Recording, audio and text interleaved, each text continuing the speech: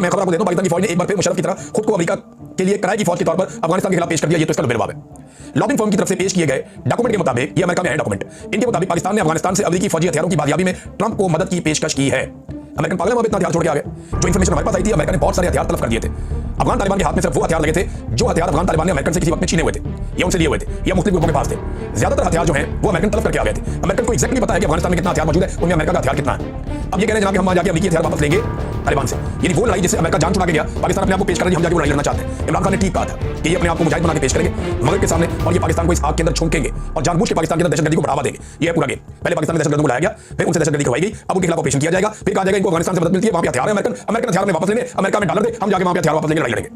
मेरी समझ से बाहर है। इसका फायदा अमेरिका को क्या होगा? देखिए, इस खित्ते के अंदर चाइना स्टेबलाइजेशन चाहता है। जितना ये एरिया ये खित्ता स्टेबल होगा, उतने ही ज्यादा यहाँ के रास्ते चलेंगे, यहाँ तजारत चलेगी, यहाँ सी पैक चलेगा, और जब स्टेबिलिटी नहीं होगी तो फिर चाइना का काम थोड़ा सा डाउन जाएगा। ये बहुत लंबी डिबेट है, मेरे ख्याल में जो लोग समझते हैं उनके लिए इतना काफी है।